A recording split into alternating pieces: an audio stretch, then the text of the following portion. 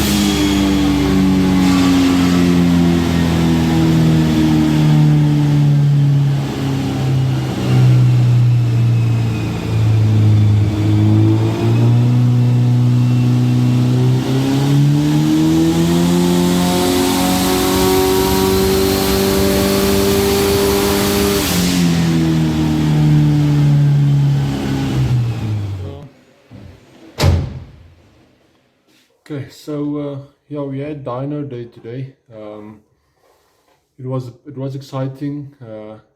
Or there's not much that we've done. Basically, the biggest thing that we were doing was just to increase the revs, as it was limiting at 6,500.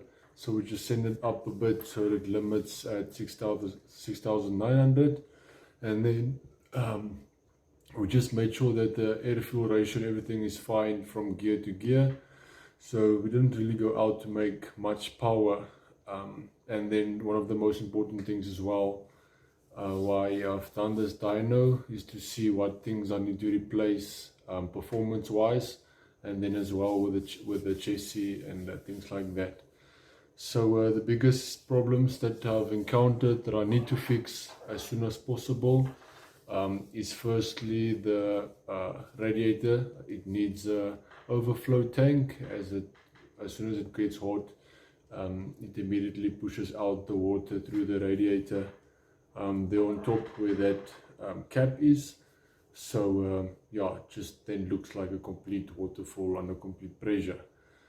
So I do need to replace that, or not replace it, get a new one, and then that will be sorted.